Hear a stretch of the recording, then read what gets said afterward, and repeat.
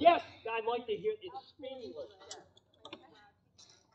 Okay, I mentioned at the top of the tour, when the English arrived here, it's during the midst of one of the worst droughts in 700 years. Can anybody tell me when or where the English were initially getting their drinking water from? The river, okay? What kind of water is in the James River? It's brackish or salty, all right? Remember, this flows into the Chesapeake Bay, which flows into the Atlantic Ocean. Worst drought in 700 years, you're not getting a lot of fresh water flow coming down from the mountains, as salt water is backing up the river. I don't know about you, but if I eat something or drink something that's salty, what does it make me want to do? Drink more, okay? This is what is exacerbating the problems here at Jamestown. Remember, these people leave England in December of 1606. They arrive here in May 1607. During the course of the voyage, they're confined below decks. The crew considers them cargo. They don't want to have anything to do with these people. They're eating miserable food. They arrive here in May, early summer in Virginia. They're wearing wool and armor. The Native Americans are shooting at them, and they're drinking from the river. You begin to appreciate why so many of these people die that first year here at Jamestown. But eventually, somebody got in their head, hey, maybe if we built a well, maybe we can get some fresh water. Now, there are two locations here inside the fort that we found wells. One of them is in the middle of the fort. You see the white PVC pipe sticking out of the ground there. And then there's another number of PVC pipes sticking out of the ground here in the northern bulwark underneath the flagpole. These are two locations of where we found wells. As we stand here right now, the water table is approximately 12 feet beneath our feet. Depending upon rainfall, you will get saltwater intrusion into the water table, all right? The water table will not always remain fresh. Now, you're inside the fort here. The well has gone brackish. You got this large hole in the middle of the fort. What do you think the colonists would have utilized that for? They're garbage, right. Now, to the colonists, they're garbage. To an archaeologist, this is a huge treasure trove. You have all of these artifacts in a very confined space. We excavated that well in the northern bulwark. It was about 18 years ago. All the way down to the water table, we're finding thousands and thousands of artifacts. We get down to the water table, it's what we call an anaerobic environment. In other words, the bacteria that you find in the soil that would destroy or eat organic matter is not there. We found some really cool artifacts, all right? If you're familiar with the Swiss Guards at the Vatican, okay, besides those costumes they wear, they hold a staff with a ceremonial crest at the top. It's called a halberd, okay? We found a totally intact halberd at the bottom of the well there, all right? We also found a Scottish pistol at the bottom of the well. It was totally intact. Both of those artifacts are now on display in the museum. I strongly encourage you to go over there and see that. I tell you the story about how we think that those artifacts got in the well, but it involves alcohol again, and I don't want to talk about it. All right. I mentioned at the top of the tour about cannibalism.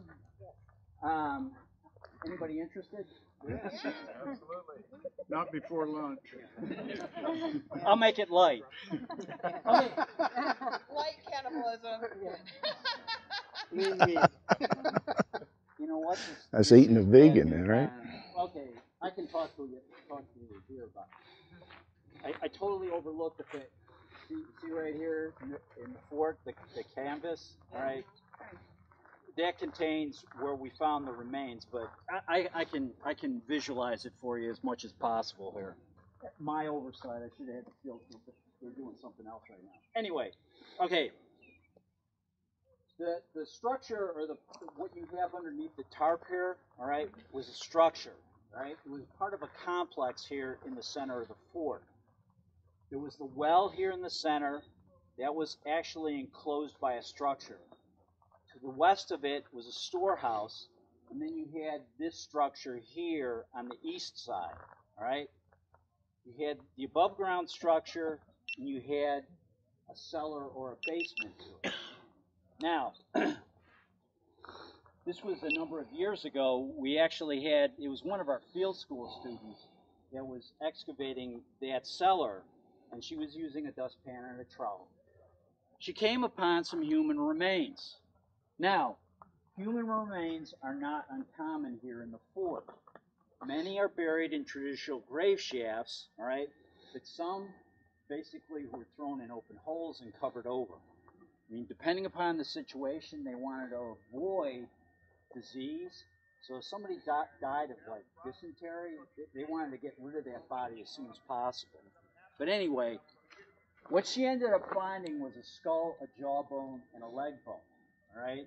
And what was curious about these remains, they had like little nicks or cuts on them, which we had never seen before. Now, just to go back to history for a second, the starving time winter of 1609 and 10, basically the situation here inside the fort was dire, all right? The colonists had gone through all their foodstuffs. They knew if they went exterior to the fort to forage, they would be attacked by the natives. So they were huddled here behind the fort walls. So what did they do? Well, they started with their large livestock, all right? The cows, the horses. Once those were consumed, then it was goats, sheep. Finally, it came down to rats, cats, mice, snakes, anything they could come up with, all right? The following spring, the survivors of that starving time winter basically had thrown up their hands and said, hey, we've had enough of Virginia, okay? And what they couldn't put on board ship, they either threw into the river or they buried. They got on board ship, they started heading downriver. They were going back to England. Now, fortunately for us, probably unfortunately for them, who should they run into coming up the river but the incoming relief convoy with the incoming governor, Lord Delaware? What does he do? He turns the ship around, all right? They come back here to Jamestown. The governor coming through his capital city, the gates. You can imagine what it looked like here after that starving time winter. His first command after looking around his capital city was clean up this mess, okay? So all the garbage that had accumulated during that starving time winter was thrown into holes and covered over. Now, those human remains that we had found, all right, we got together with Smithsonian on this. They have a forensic anthropologist up there who evaluated the remains and came to the conclusion that they were consistent with a 14-year-old English girl, all right? And the little nicks or cuts on those remains were consistent with what we would call survival cannibalism. In other words, some person or some group of people were utilizing her remains in order to remain alive here inside the fort during that starving time winter. Okay? Now, if you want to talk to me after the tour, I'm more than happy to answer questions. We're going to just take a short walk over here, and I wanted to give you an explanation of what we're doing inside the plastic shed over here. Okay, so you want to follow me, please?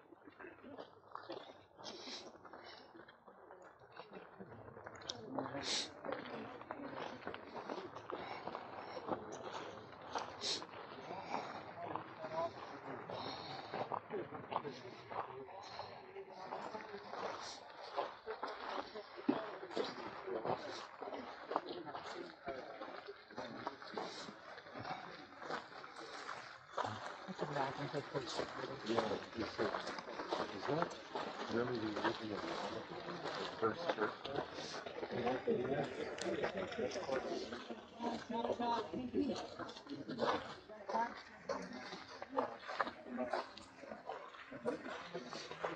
Mhm.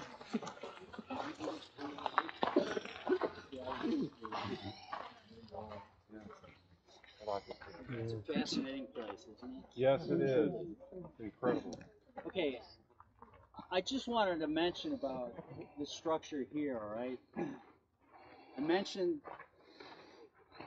Jamestown and their issues with the essentially surviving here, right? This area out here, you see all these crosses? These are where we believe to be the people who died that first summer here at Jamestown were buried. Okay? What we're doing right now is we're going to be excavating 3 of those remains.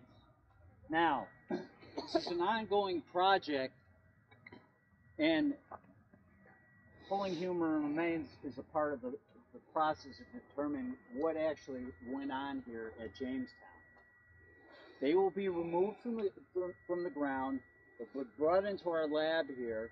We've got a forensics expert who's going to be analyzing the remains. Once the remains are conserved and analyzed, they are going to be put back into the ground. All right, so we're going to treat them with a lot of respect. All right, but we also want to know the information that's going on here, because okay, why have a structure like this? If you do DNA analysis, all right, we have to be very, very particular in regards to how we do that analysis, and we don't want to have any contamination. So everybody in that room right now, they're all suited up. They got double gloves on. They've got masks on. And the procedure is repeated when they come out and go back in. All right. So we want to make the science and the technology optimum, and that's how we have to do it. Okay. All right. We're going to go take a walk through the western bulwark here. I'll tell you what. Let's go sit at the benches here. Okay? Everybody want to take a seat at the benches?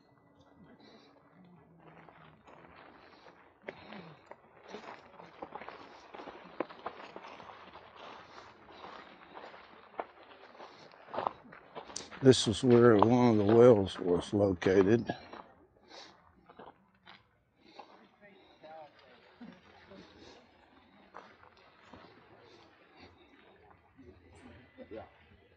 Which way do we face?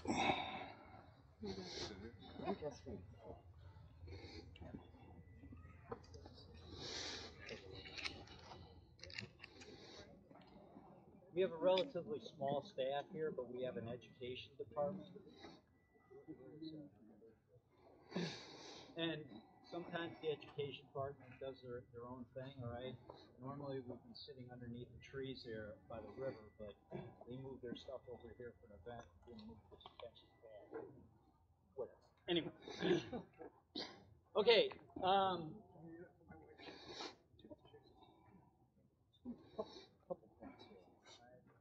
When you go through the palisade here, and you look to the right, there's going to be another placard.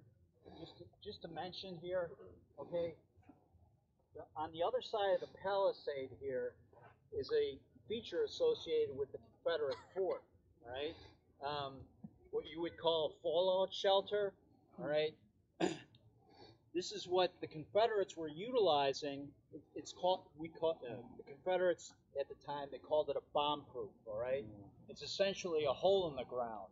So if they had like Union gunboats coming up the river here, they could go into that bomb-proof and be protected from their Union shells. Also, when you go out to the path here through the western bulwark, we also found a powder magazine, okay, outside the fort walls, again associated with that Confederate fort.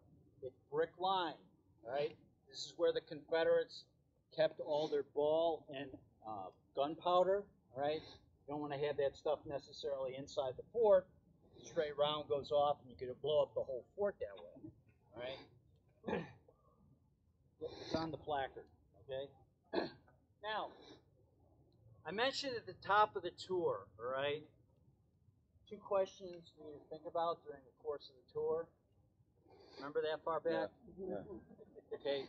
Why do we study history, and why is history important? All right. Can anybody make a stab at either of those 2 questions? Yes. To find out how the people lived and what they did. Okay. Find it. Okay. Trial and error to find out what they did that worked. Okay. And You're on to repeat it.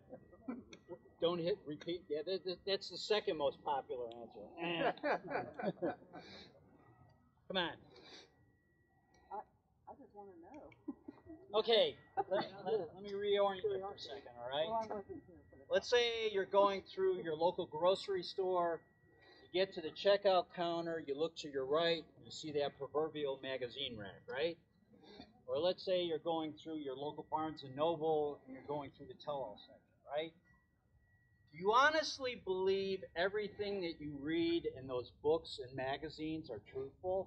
Oh, come on, on, get it right. Some people say yes, Oh, and I my. worry about the future. Have to No, get rid of my Yeah. saccharine question flour. everything that you read. Now, is anybody here in 5th grade Virginia history? I swear, you remember your 5th grade history, sir? Yes. Can you tell me what 5th grade history tells you in regards to what class or what type of people these were? Well, it's kind of a multi, depending on what part of the Make North a America stand. we're talking about. French would have been, No, English. oh, English. Religious, some of them were religious outcasts. Some were people who were entrepreneurs trying to own land in the New World. Okay. Grants from the king, crown. Okay. All valid answers, all right? Find out the truth. Okay. I taught 5th grade Virginia history, and they didn't go into that depth, all right? Basically, Virginia history teaches us the people who arrived here, or England, were predominantly gentry, all right? Well-to-do people, Right. and because they, you got it, sir? I didn't say that loud. Okay.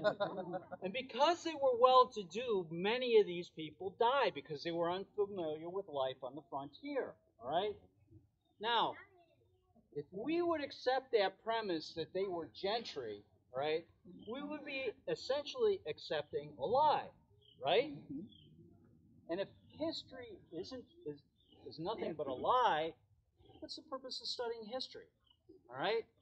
I dare say if you took a history book written in the Soviet Union and a history book written in the United States, you may come up with a few controversies, correct? And believe me, for our American history, I regret that I have but one life to give to my country. I honestly believe that the British press who are covering that hanging, oh yeah, let's put that on the front page. We won't have any problem or with the insurrection whatsoever. Come on, ladies and gentlemen. The whole point of doing archaeology here is basically to get at what happened here back in 1607 and the following period, right? We would accept that premise that these people were essentially gentlemen, be accepting a lie. This was actually capitalism in its essence, ladies and gentlemen. But if we would accept that premise, we'd be accepting a lie.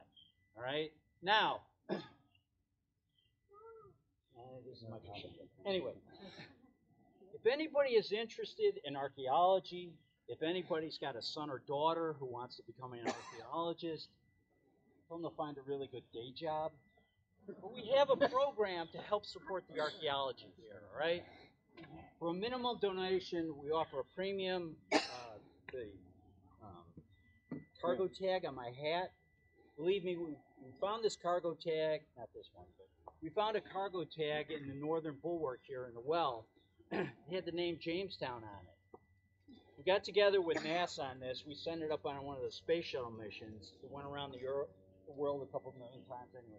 It came back down to Earth here. We had one of the astronauts present us on site. It's on display in the museum. You get one of those. But what's really cool is you have email and video updates, all right?